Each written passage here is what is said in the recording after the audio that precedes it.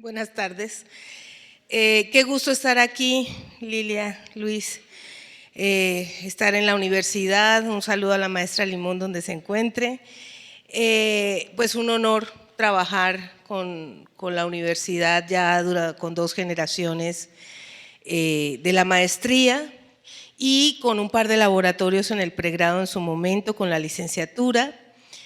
Lo que decía un poco ahora el licenciado que dirige el tema, digamos, en la licenciatura, nuestro compañero Luis Santiago, lo que vengo a platicar con ustedes tiene una serie de transformaciones que han venido ocurriendo alrededor de mi proceso reflexivo y laboral en los últimos tiempos. Una de las cosas que he trabajado todos estos años, yo llevo en la gestión cultural 25 años, uno de los temas centrales que me preocupaba o que me lleva, digamos, al tema de la cultura, va a ser un programa que se llama Cultura Ciudadana en Bogotá. Yo soy bogotana, si me oyen hablar como telenovela, pues sí.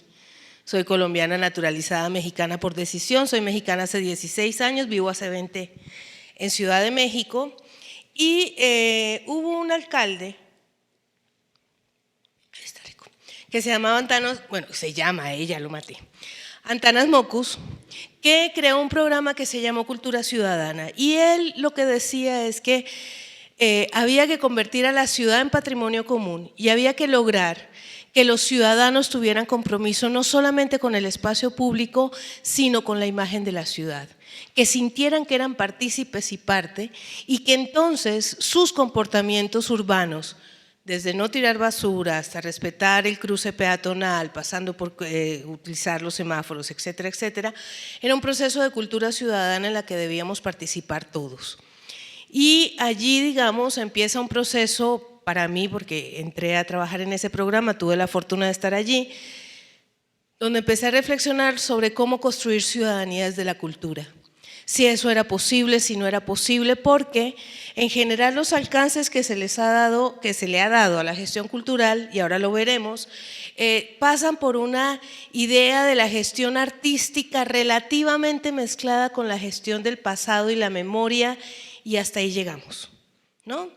Es como ayudamos a algunos artistas a que sean felices, que normalmente están tristes porque no hay suficiente dinero, y cuidamos patrimonio. O volvemos cosas patrimonio o cosas por el estilo. Entonces, la ciudadanía ya era un tema mucho más grande, en él he trabajado muchos años, pero eso también llegó a tope. Cuando el libro que mencionaban, que fue el texto que hice para el premio, ahí fue una entrega de resultados de todos esos años de trabajo y para mí había llegado a tope, es decir, ya sabía que sí se podía construir ciudadanías de la cultura, ya tenía el laboratorio hecho, ya había pasado muchas cosas y así como la canción de los Rolling Stones no encontraba satisfacción, es decir, ya, ¿no? ¿Qué más hacemos? ¿Desde dónde?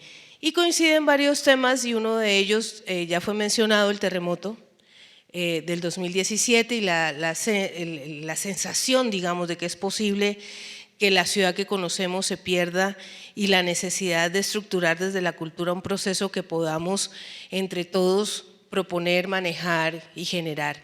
No en la coyuntura necesariamente, ¿no? Porque aparecieron brigadas culturales, salieron los artistas corriendo a los albergues y yo creo que en buena medida no era el momento, para algunos sí.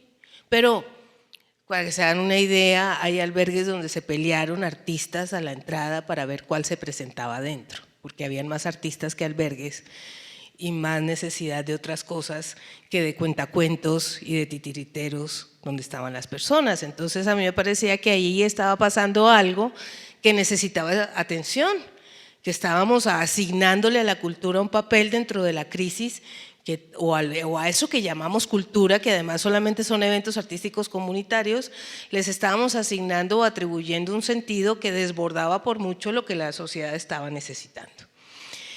Y se creó o se fue generando en redes, soy activista de redes hace muchos años, lo que se conoce como territorios culturales, somos una red de colectivos, somos varias personas, y lo que hacemos es construir redes de solidaridad, redes de conocimiento y redes de transformación desde la gestión.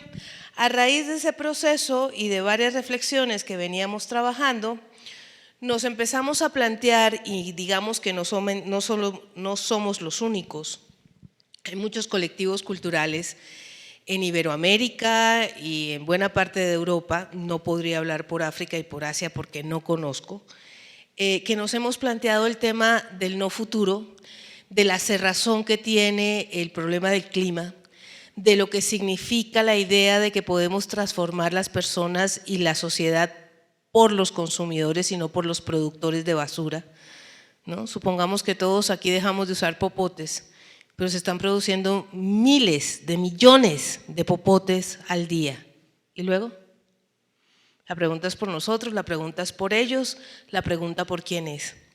Y desde allí nos planteamos, que no es un tema que me haya planteado, digamos, directamente o únicamente yo, que es el tema de los futuribles, a diferencia de los futurables. Voy a hacer una simple diferenciación, no tiene mucha ciencia. Un futurable es un futuro deseable.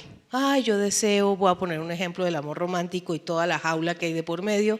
Yo deseo encontrar el hombre de mi vida y que me lleve a París la semana entrante y que me gaste todo y yo soy feliz y me compre zapatos. Sí, seguramente. Eso es un futurable, ¿no? Un futurible es, voy a estudiar gestión, voy a terminar mi carrera, voy a generar procesos que me interesen. Eso es un futurible, un futuro posible. Uno que yo creo y uno que yo construyo. No uno basado en la fantasía, que sobre todo generan las dinámicas de la comunicación en los grandes medios y en los grandes sistemas que yo llamo sistemas de domesticación. Entonces, con la idea de las dificultades y los retos que implican el futuro, pues problematizar un poquito más porque el tema de la globalización, que también generaba o ha generado una serie de procesos importantes, pues literalmente se está yendo por la borda. El ascenso de los nacionalpopulismos en todo el mundo, el crecimiento de las fronteras, el odio a los migrantes. Piensen ustedes en estos datos. Cada año pasan por México 700,000 migrantes. Pero el año pasado dijeron que venía una caravana de 10,000 y casi lloramos todos. ¿Cómo van a venir? ¿Y dónde? Alguien me decía en Ciudad de México, ¿y dónde se van a quedar? Son 20 millones de personas en Ciudad de México, llegan 7 millones para la Virgencita de Guadalupe. ¿10,000 personas son un problema o qué? O sea, realmente ¿qué pasa, no?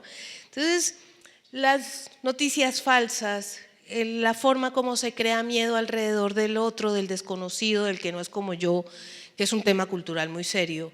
El tema del odio a la propia identidad, soy gorda, soy fea, soy negra, soy indígena, las lindas son las güeras, tararararararara, ¿no?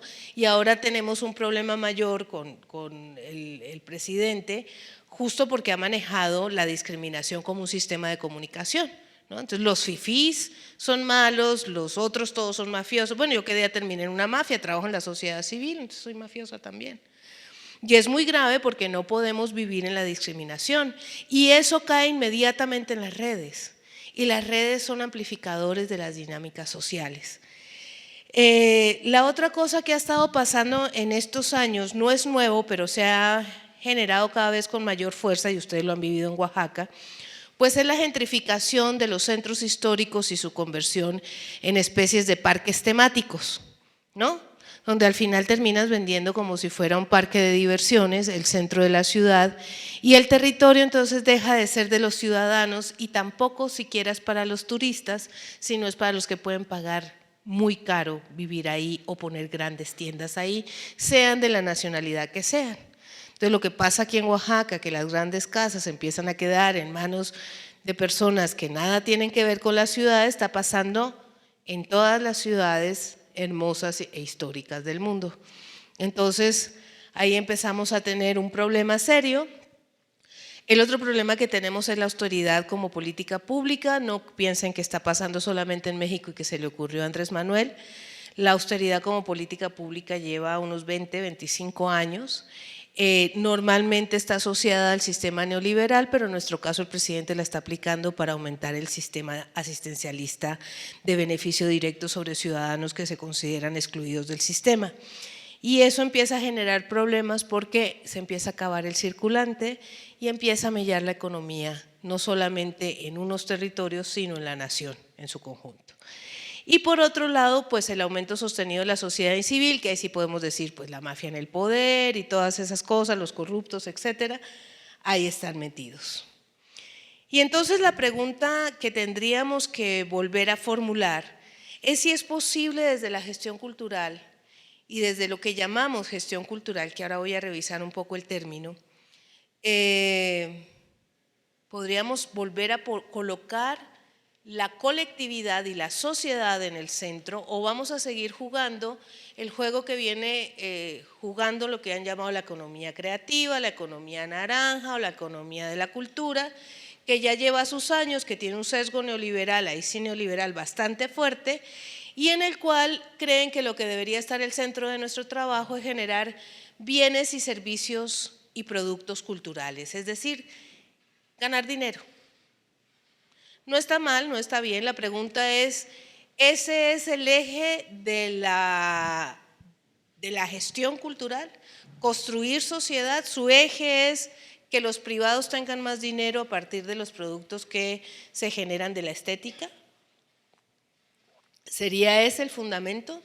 ¿O cuál sería el fundamento? Y entonces uno de los temas es cómo volvemos a colocar en el centro lo cultural para transformar la sociedad. Y fíjense que allí yo creo que hay un tema que es muy fuerte y es la forma como se ha, ¿cómo se dirá?, reducido la gestión cultural a una serie de actividades prácticas que realmente se traducen casi siempre en que hacemos eventos para el ocio de los demás, formamos públicos, que entonces si es público tiene que ser, ¿qué características tiene el público? Tiene que tener lana para pagar. Entonces trabajamos para clases medias, que les interesa, ¿no?, y que tienen un hábito por formar o que tienen un hábito formado, etcétera. Y que si trabajas con pobres, pues eres gestor comunitario. El otro sí es cultural, el otro no, el otro es comunitario. Ah, es que tú eres comunitaria. Ah, mira, ¿no? De una vez te localizan y en esa localización normalmente te dicen que tú, si estás trabajando con pobres, animas o promueves. Haces animación sociocultural o haces promoción cultural, eres un promotor. Entonces es como si vas a la comunidad y algo haces con la cultura que la gente se siente feliz. El animador normalmente no trabaja con profesionales, sino con pedagogos, y se trata literalmente, si ustedes miran de dónde proviene todo el tema de la animación sociocultural, se trata de llevar vida a comunidades que por su marginación y sus condiciones de vida no tienen acceso a otro tipo de distractores en su vida diaria, sobre todo en su tiempo libre. Y el promotor más aferrado al territorio, menos relacionado con la animación, digamos la animación muy espontánea. En la animación es obligatorio que la persona que recibe la animación produzca algo. Entonces, si yo voy a animar a los niños con, ¿qué quieren?, artes plásticas, les llevo solecitos para que los iluminen. O si soy un payaso, que se pinten la carita. Eso es típico en la animación. En la promoción ya se llevan, digamos, grupos comunitarios, es decir, artistas no profesionales que participan en la estructura cultural de los encuentros de la comunidad. Normalmente participan en lo que tiene que ver con su calendario anual de actividades. Y ahí el promotor interviene y lleva algunas cosas. Cuando el promotor muy ocurrente dice, voy a generar un proceso distinto, no, ni siquiera, voy a hacer un evento este fin de semana porque aquí la gente lo que necesita es música, normalmente no va nadie. Y normalmente no va nadie porque no ha construido comunidad, sino ha metido un evento en el calendario que no es el calendario de la comunidad, entonces no funciona. Si ustedes no construyen calendario, no hay posibilidad. Entonces, de ahí viene mi diagnóstico, y es que la peor enfermedad que sufren los gestores culturales se llama eventitis y da con fiebre de música, danza y teatro comunitario, ¿no? Altísimas dosis además. Entonces todo el mundo, ¿qué hacemos? Un evento. ¿Y cómo vamos a tal barrio? Un festival. ¿De qué? Ay, de comida. Es tan rica. Y luego, ahora, la otra cosa que nos dicen que hacemos es fomentar y divulgar. Esas dos están pegadas a lo que es la gestión artística. fomentamos el trabajo artístico, difundimos o divulgamos el trabajo artístico y entonces somos los responsables de que las personas consuman cultura. No estoy de acuerdo con esa visión, pero es parte de la idea que se tiene del gestor.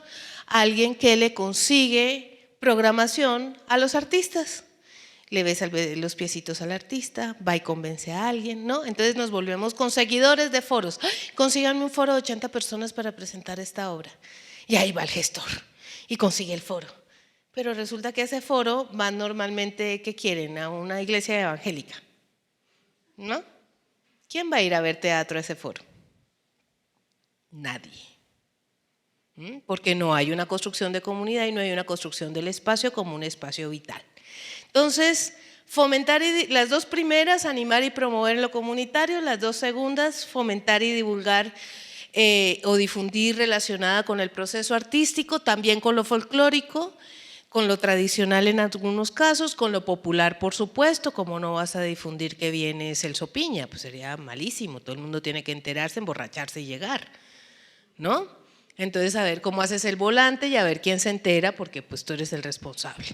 Y más recientemente somos un grupo bastante grande que hemos trabajado con la idea de que la gestión cultural es un trabajo que se dedica, es una profesión liberal que se dedica a transformar las sociedades de la cultura y que nuestra responsabilidad es transformativa, no es de fomentar, divulgar, etcétera, etcétera. Sin embargo, aún, aunque sea el verbo más avanzado, para mí sigue estando chiquito.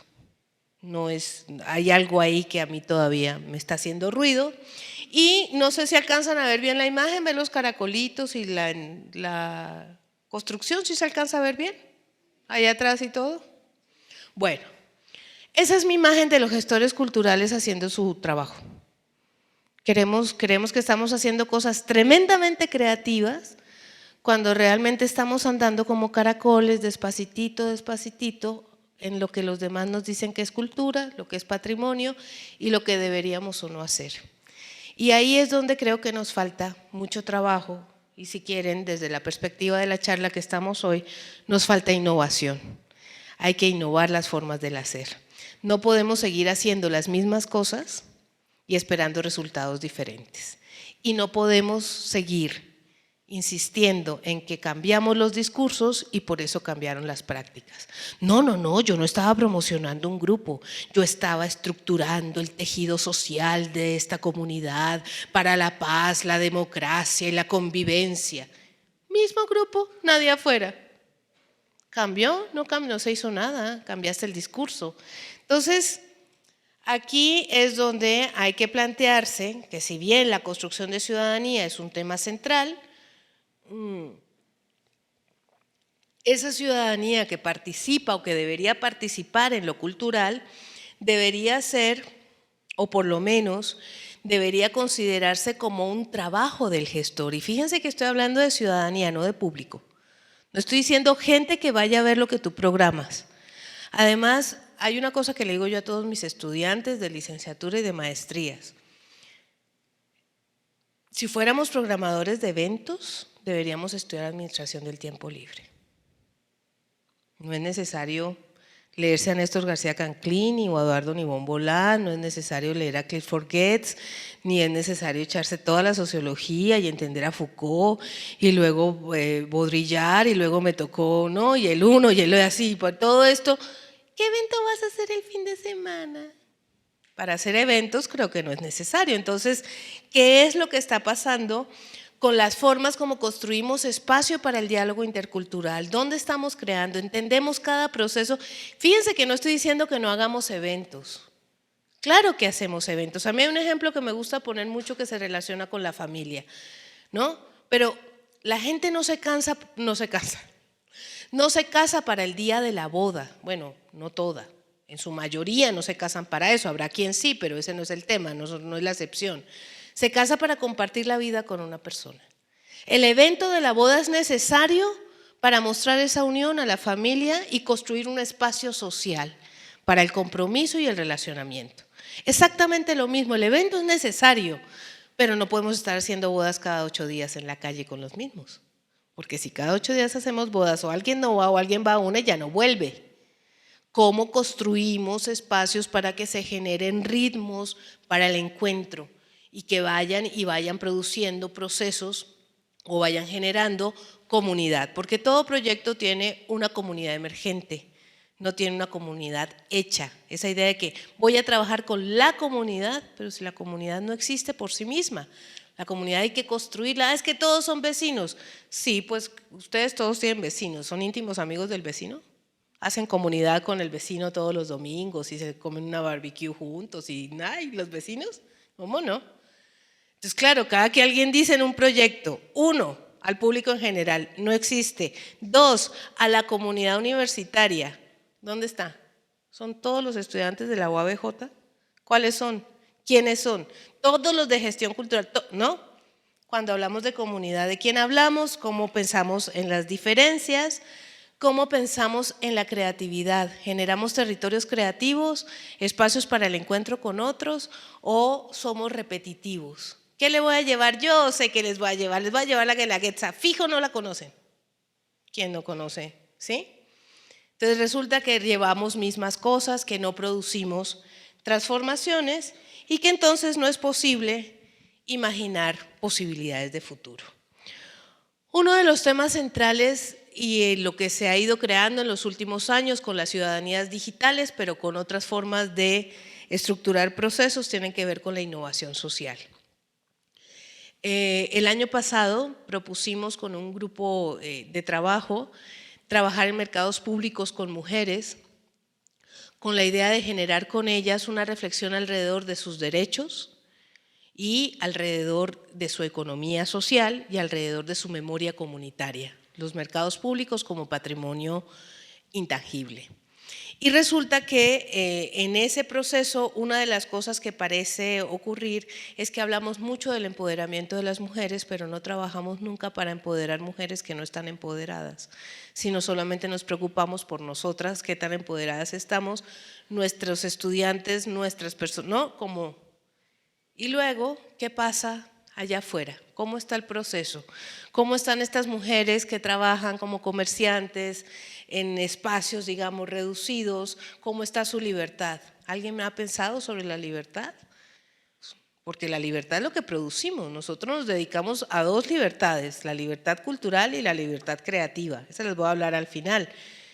Pero una de las responsabilidades de la gestión cultural centrales como profesión liberal pasa por ahí.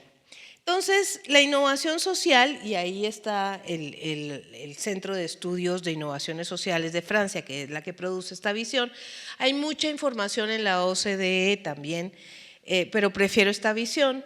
Dice que son 3 áreas al menos donde se puede generar innovación. El territorio. Territorio no es lo mismo que espacio público. El espacio público es donde yo ejerzo mi ciudadanía. Pero el territorio es el lugar donde despliego además mi identidad. Por eso está vinculado al Estado-Nación y no solamente al Estado. Entonces, el territorio, la calidad de vida y las condiciones de trabajo. Es decir, hay 2 cosas al menos que el gestor cultural debería preocuparse o preguntarse, y es cómo contribuyo con la calidad de vida y el bienestar de las personas alrededor de lo que estoy haciendo. ¿Generan bienestar? ¿Generan calidad de vida o no? ¿Es posible que las personas desplieguen en este territorio su creatividad y su identidad o no?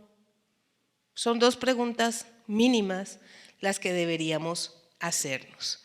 Entonces, la gran preocupación que fue surgiendo en todo este tiempo, digamos, y que ha sido la que más he trabajado, es un regreso a la gramática y un abandono de la retórica. Cuando empecé a trabajar en gestión cultural, la retórica era muy débil.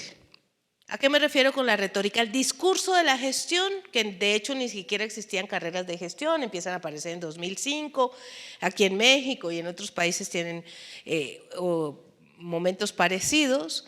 Las retóricas eran débiles, ¿no? Sentadas en los 4 verbos que les dije antes: animar, promover, fomentar y divulgar o difundir, ¿no? No se hacía más. Pero con los años, Las retóricas se volvieron gigantescas y hace como 10 años todos hablamos de tejido social, prevención del delito, prevención de las violencias, transformación radical de la sociedad. Bueno, esto y distorsiones, derivas, ¿no? Y se va así, entonces luego llegan los curadores y dicen nuevas palabras y eso cada vez se pone más complicado. Y cuando empiezas a mirar qué es lo que está pasando, es que las retóricas desbordan la realidad, es decir, empieza a haber una especie de desilusión. Te dicen que se están haciendo muchas cosas y en realidad se están haciendo muy poquitas. Entonces, pasar de esa idea retórica donde se le atribuye la paz, imagínense, la realización de la paz a la gestión cultural, que es prácticamente imposible. De hecho, porque la paz es un ideal, pero se la atribuyen completa y luego hacen eventos para eso, pero eventitis, ¿no? Hay un caso que yo menciono mucho que es el del cine sillita. Pensar que 5 o 10 niños sacan sillitas para ver cine en la calle y que eso teje la sociedad, transforma el mundo, genera convivencia, minimiza la guerra, hace que los guerreros no trasieguen drogas, ¿no? Entonces, ¿cómo volvemos a las gramáticas? ¿Cómo volvemos a otras formas del hacer? Y entonces, ayer leíamos en la maestría un documento de innovación, el autor hablaba de la arquitectura de la participación y yo le pondría la S. ¿Cómo hablamos de las arquitecturas de la participación? ¿Cómo construimos? No es que demos por descontado que es que a la gente no le interesa la cultura y por eso no hay públicos, pero yo trabajo en esto porque soy romántico y soy bueno y la cultura salva. No, a ver, otra vez. Volvamos al lugar. ¿Cómo vamos a hacer arquitecturas de la participación? ¿Cómo vamos a diseñar procesos donde garanticemos que los ciudadanos estén? No que no estén. Y no que los culpemos a ellos por cosas que nosotros no hemos hecho. Es decir, ¿cómo emprendemos los diálogos necesarios para cambiar las transformaciones? Es decir, ¿cómo comunicamos culturas? ¿Cómo ensamblamos la convivencia?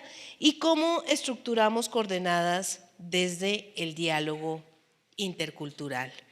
Esto significaría entonces, en el camino que vamos trazando, que uno de los temas centrales para que esas arquitecturas ocurran tendrían que sumar las dinámicas de la construcción de la ciudadanía con la innovación social y que esa sumatoria permitiría la construcción de inteligencias colectivas distribuidas basadas en los 3 temas que ya mencionamos antes: los territorios, la calidad de vida y la economía social. No es cualquier economía y no es economía de la competencia, es la economía social. Ah, pero esto es para pobres. No, es en todos los espacios donde sea posible para un gestor construir procesos que genere ciudadanía y genere innovación.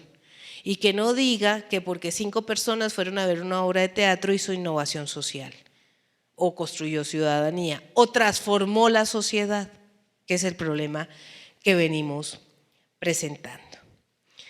Entonces, aquí hay un elemento más que sumar, y es que si tú tienes en tu proceso de participación sujetos no activos o lo que llaman públicos, no estás generando innovación social. La innovación implica que cada individuo se convierta en parte de un hilo de ese tejido social, que participa y colabora, no solamente que vaya, asiste. Asistir no transforma la sociedad. Ahí es donde hay un problema de la retórica que es muy grave. Asistieron 1000 personas, eso no transforma la sociedad. Eso solamente constata que hay gente que caminó y se sentó. Pero muchos de ustedes están sentados aquí y tienen la cabeza pensando en ¿y a qué horas termina? ¿Y cómo habla de raro? ¿Y por qué nos dice eso? ¿Y qué vamos a hacer esta tarde? ¡Ay! Es sábado, la cerveza, mi mamá hizo, ¿no? Y el ratón de la cabeza gordo corriendo. Entonces, que asistan no significa que estén. Entonces, ni siquiera los reportes de asistencia te pueden constatar una transformación en ningún tipo de pensamiento o de obra o etcétera. Entonces, uno de los temas en los que más fuerte he trabajado, si escuchaban ahora que buenamente me presentaban con mi currículum, he formado 2.800 gestores culturales en Iberoamérica, tengo una red muy grande de gestores, conozco personas como ustedes en muchos sitios Y me gusta mucho, pero me parece que no es suficiente. Ustedes son actores sociales, pero me parece que no es suficiente porque hay una endogamia del sector que a mí me tiene muy preocupada. Solo queremos vernos entre nosotros, solo queremos hablar con artistas, con poetas, con músicos, con cultores, lo tradicional. Esto sí es lo mío, los demás no.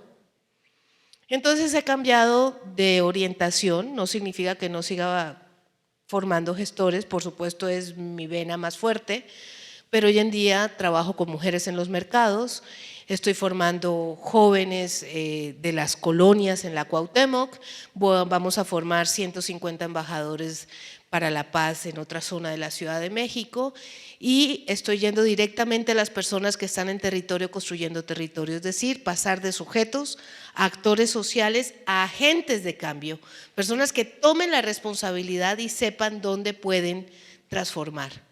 Porque la preocupación es esta idea de que como soy gestor cultural ya soy un agente de cambio. ¿Y qué estás haciendo? Pues nada, porque a la gente la cultura no le importa. Entonces la cosa se nos vuelve un problema y hay que desestabilizar los términos. Y uno de los términos que hay que volverle a entrar de manera fuerte es que información no es conocimiento. La información es solamente tener datos. El conocimiento es la construcción que hago de esa información. Cuando la construyo como conocimiento puedo ser creativo y si puedo ser creativo puedo tener innovación.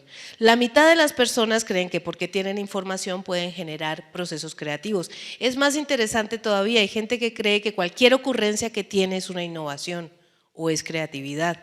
Hay gente que está planteando un proyecto y piensa que es un proyecto único en el universo. A nadie se le había ocurrido poner un bailarín en transporte público en la historia de la humanidad.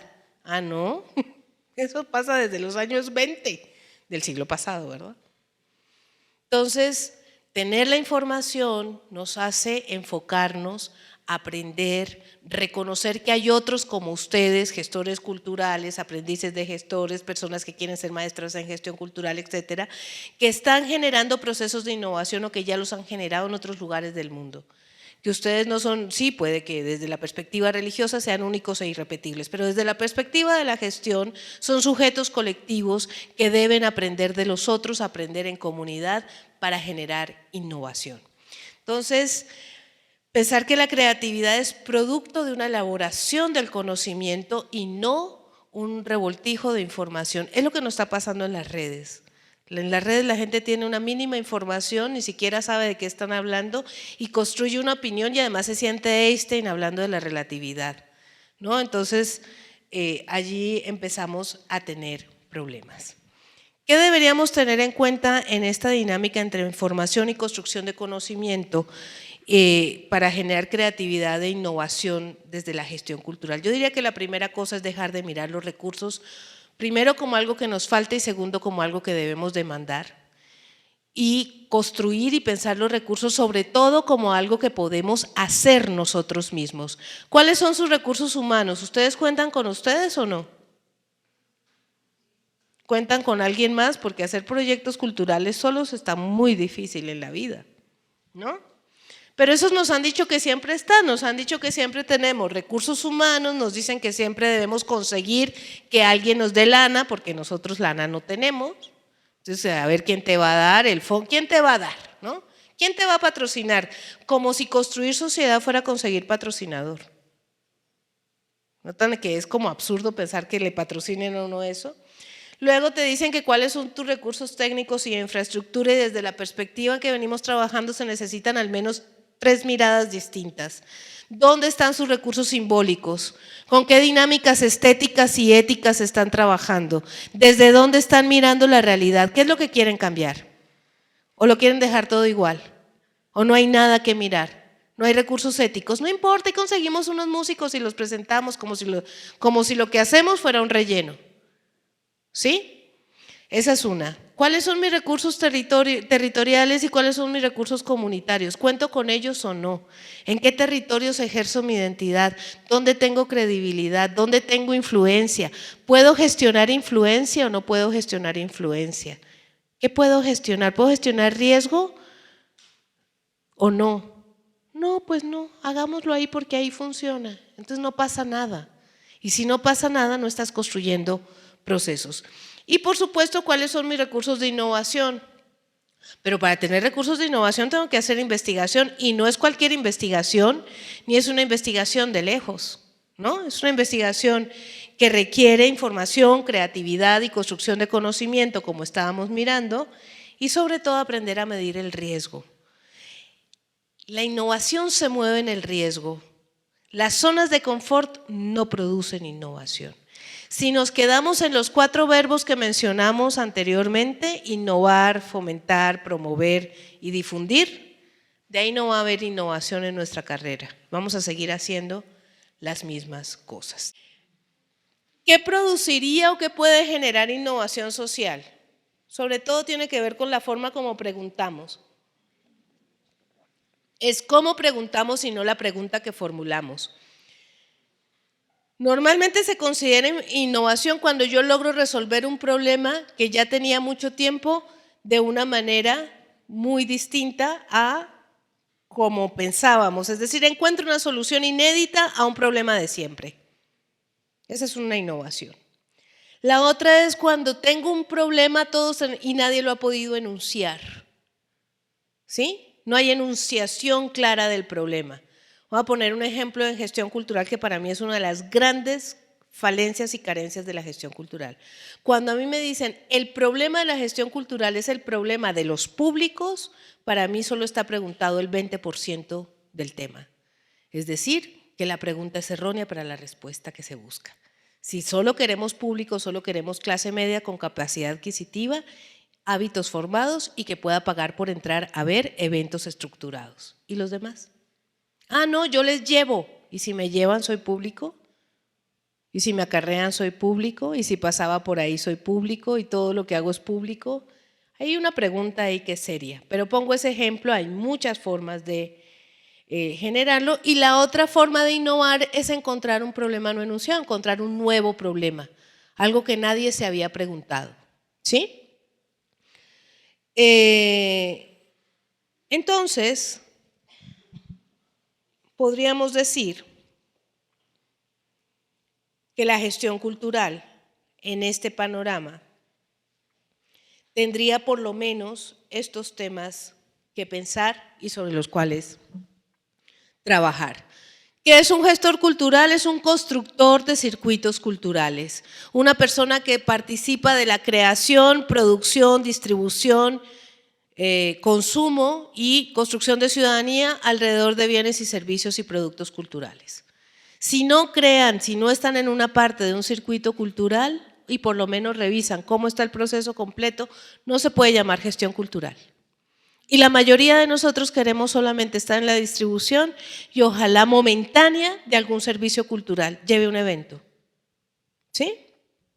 Entonces, en esos circuitos culturales, en el centro debería estar que generamos diálogo intercultural y por lo tanto los espacios que generamos permiten que emerja la creatividad de las comunidades o de los ciudadanos y que se movilice una inteligencia colectiva. Eso es uno de los temas centrales. La otra es cómo elevamos los umbrales de reconocimiento simbólico de las personas. Ninguna persona se puede levantar diciendo un día quiero escuchar a Shakespeare. Ay, mamá, quiero a Shakespeare. Pero ¿por qué ese muchacho sabría quién es Shakespeare? ¿O qué? ¿Necesito a Bach si todos los días has escuchado banda? ¿De quién es la responsabilidad de transformar el oído, la mirada, el tacto, la relación con lo estético sensorial del gestor cultural? Entonces no estamos aquí para repetir lo que el sistema ya produce, sino para transformar los umbrales de reconocimiento simbólico de las personas. Generar diálogo intercultural, que ya lo veníamos mencionando, cómo propiciamos el desarrollo de capacidades expresivas y habilidades para la vida. No se digan mentiras, no estamos aquí para encontrar talentos, para ver si encontramos a Shakira, para ver si encontramos a bailarines del mayor talante o si generamos músicos de primera línea. Eso ya están allá afuera trabajando y no estudiaron gestión cultural. En gestión cultural buscamos que las personas comunes, normales, no necesariamente supergenios como nos han acostumbrado, tengan la posibilidad de desarrollar capacidades expresivas a partir de las posibilidades que ofrece el arte y la estética. Pero capacidades expresivas de verdad, no iluminar solecitos, ¿no? Saber manejar color, saber manejar las manos, saber pintar, saber hacer improvisación, participar en una obra de teatro, mejorar su capacidad de estar con otros y de estar con ellos, que esa es una parte que nos han quitado, la imposibilidad de estar con nosotros mismos. ¿Cómo innovamos en la cadena de valor? ¿Cuál cadena de valor? La que pertenece al circuito cultural. En los mecanismos de participación o lo que hemos llamado ya en este camino, la construcción de ciudadanías. Innovación como tal no produce derechos. Sin ciudadanía no hay ejercicio de derechos. Y si estamos hablando de derechos culturales en la gestión cultural y nosotros como responsables de que las personas ejerzan sus derechos culturales en la sociedad, entonces deberíamos estar hablando más que de innovación, de procesos de ciudadanía o su mezcla. Y finalmente, entonces, aquí como he ido dando la voltereta de todo el proceso, me parece que no deberíamos decir que los gestores transformamos la sociedad desde la cultura, sino decirlo al revés. La responsabilidad del gestor cultural debería ser producir sociedad que pueda transformarse a sí misma, es decir, generar agentes de lo cultural y agentes de lo social, no solamente reproductores del sistema.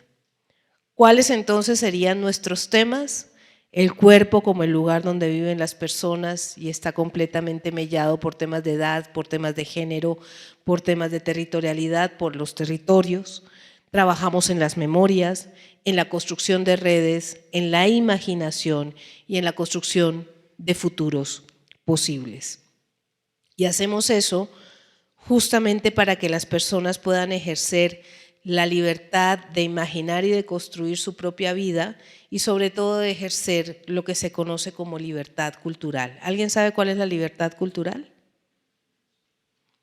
Ese es el fundamento de la gestión cultural, debería ser en todas las perspectivas que las personas puedan ejercer sus derechos culturales y particularmente la libertad cultural.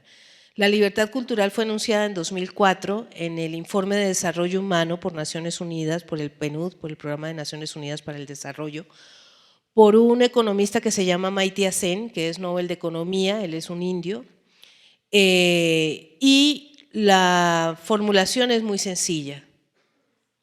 Todas las personas deberíamos tener derecho a elegir quién queremos ser, en qué Dios queremos creer, qué lengua queremos hablar y cómo queremos rendirle tributo a nuestros ancestros. La mayoría de nosotros, si no es que todos los que estamos aquí, no hemos podido elegir quién queremos ser. Nos han dicho que debemos ser.